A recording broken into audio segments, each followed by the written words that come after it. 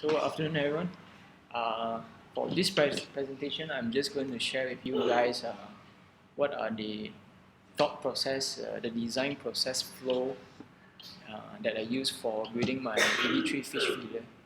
Okay, because Shah actually wanted me to present this as a form of sharing to help others to start doing their MOC as well. So hopefully after this presentation, you guys can start doing your own MOC. Okay, so I'm just gonna talk a little bit about me, my background. So I've been a Lego fan since a very young age, and I actually got my first Mindstorm set back in 2000. Back then it was the yellow brick that has only three RCX. What is the RNIS?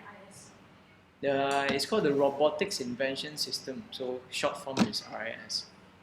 So that was back in 2000. Then I got my NXT set in 2007. That was the second generation. Then the EV3 in 2013. So I have a background in mechatronics engineering. I worked as a robotics trainer for Sasbadi before, but sorry, now no more discount even though I'm an ex-staff. So you can't ask me for discount. Current staff also no discount. So currently I'm working as a mechanical design engineer for a French company that designs filling and capping machines.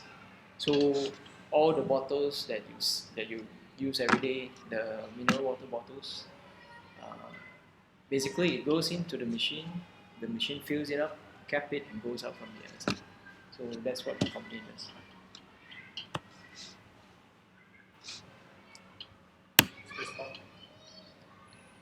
Okay, so probably the first question is why I want to build something EV3 fish feeder. Because actually one of the housemate, he actually bought an aquarium and he was away for a few days and no one was at home to feed the fish. I was away for a few days as well. So the fish had no choice, they have to starve for a few days. Then I just came up with a random idea, hey, why not just build something with the EV3 set that can fish the fish while you're away. And then I came up with this idea.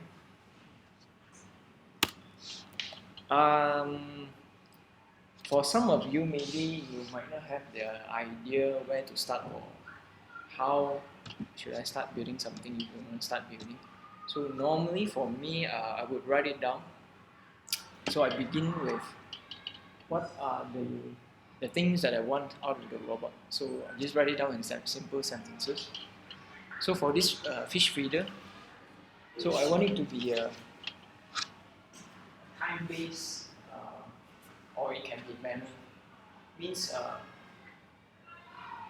let's say once I set it to feed the fish 3 times a day, so it will automatically divide to feed the fish 8 hours, once in every 8 hours.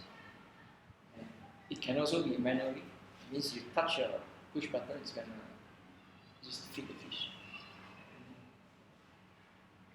The second one is I also think about the aesthetics side of the robot. So it would be very boring if you just build a machine that looks nothing but like a machine. So I'm thinking, why not make it like a chef that resembles cooking while he's feeding the fish. So the chef sprinkles some pepper, the designated hours. And also I thought about adding some light sensor, make it blink and also shine a light while he's doing the fish feeding. So basically I will usually start with all the features that I want in a robot and I just write it down. This is especially helpful if you build very, very big robots. Because normally I don't finish my robot in 1 day or 2 days. So if I don't write it down, by the time I come back next week or next month, usually I will forget what I want to do in the first place. And okay, once I have a general idea of what I want to do with the robot, then usually I will go to brainstorming, or we call it mindstorming. So I actually bought a few books just to show you. If you are just starting out to build your own creations, right? I find these few books are very helpful. So one of them is this book. It's called the EV3 Idea Book by Isogawa. So in this book, there are a lot of pictures of mechanisms. It doesn't show you the whole step-by-step building instruction, but it gives you an idea what kind of mechanisms you can use for your robot. So for example, how to use a worm gear. There's an example here. So you can use this module and incorporate it into your robot or Technic creations. There are a lot of useful mechanisms in this one. It's all pictures, no words. So anybody can understand. Okay. Another one is, if you want the step-by-step instructions, another good one is this one, which is the one that is used by Shah a lot. So it has very good examples of models complete with instructions, and also the program and programming. If for pure Technic, this is a very good book. This is a Bible for the Technic. Yeah, it's like a Bible, yeah.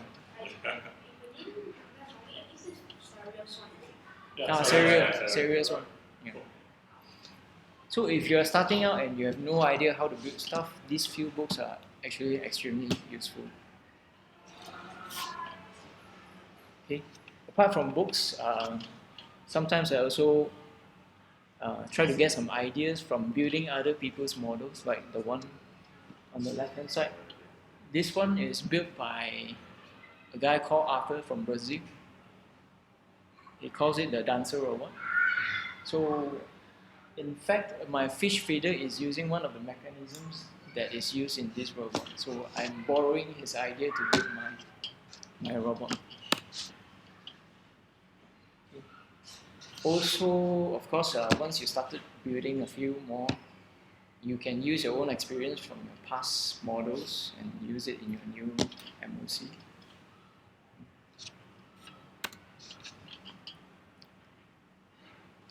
So after you have your initial idea, what kind of mechanism that you are going to use, usually I would just start building the prototype. One of the important thing that I would recommend when you build your MOC is to think about using modular method, especially for big robots. It's very difficult to build the entire robot in one go. It's very difficult to think from the ground up. So the easier way is to split your MOC into different modules. So you can build them independently and you join them up once you finish all the modules. So for the fish feeder, I split the design into a few modules. So the base, the body, feeding arm, stirring arm, the head, and the shoulder. So once you finish the individual modules, you can just join them up. So it's much easier than building everything in one go.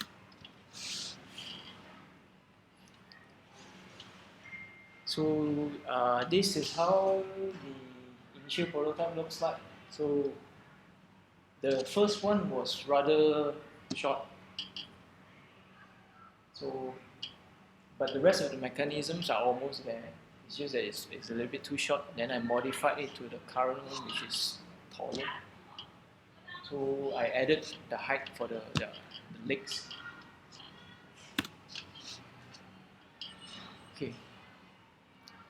This one applies for Mindstorms. So Technic, you don't need this. But for Mindstorms, usually I will finish the mechanical part first.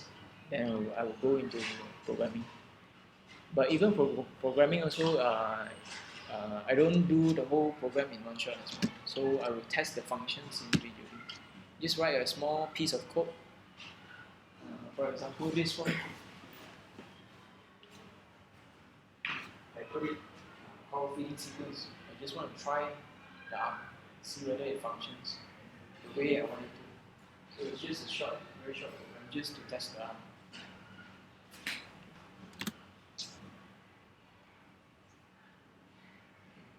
So I have another one that is called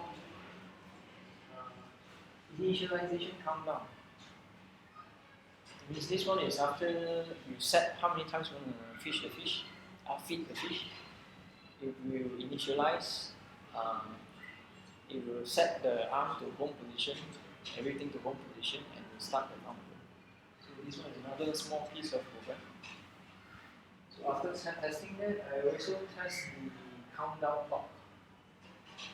This countdown clock, I got it from the Lego Mindstorming group because I don't have any idea how to do it. Because in EV3, they only allow you to use seconds.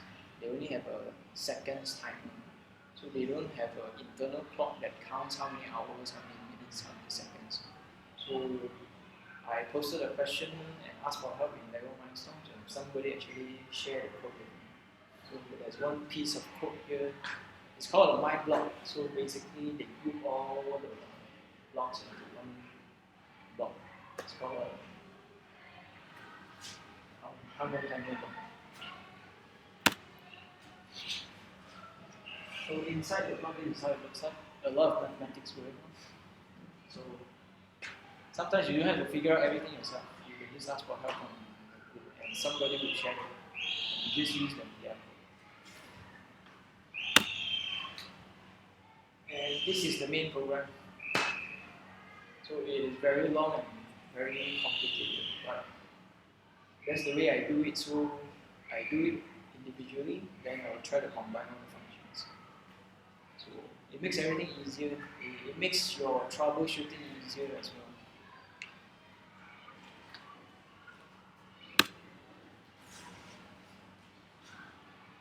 So after you design your mechanisms, you put your program into it and run it.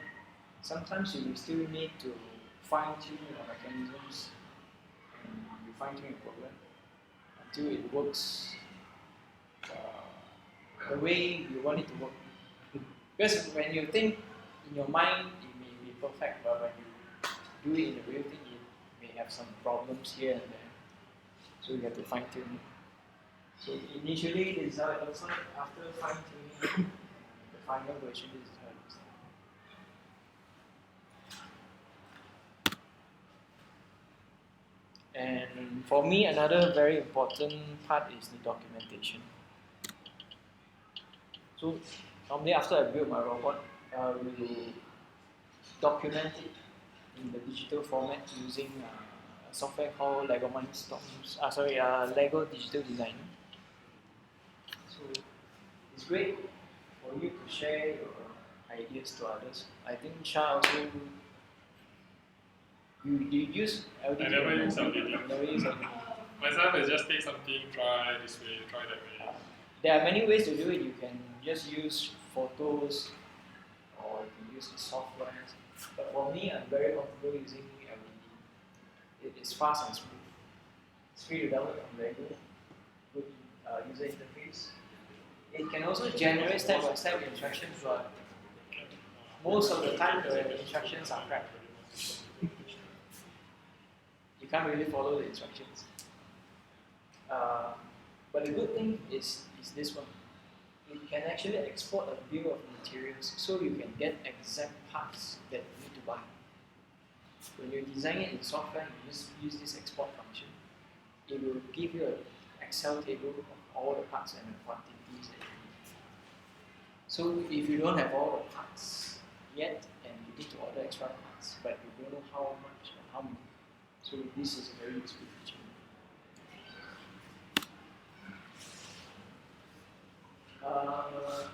Also in my comments, I will try to write, in my programs, I will try to comment. So it's mostly for myself, but it's also for other people. If you are going to share your program to other people, it's easier for others to understand and read your program. Because for me also sometimes I take months to program something because I only do it during my free time. So after coming back from 2 months, it's like when I look at the program, so if I don't write any comments, I will be like scratching my head, what did I do? So comments is very good for you to pick up and understand the program. Okay, so right now I'm just gonna show the demo.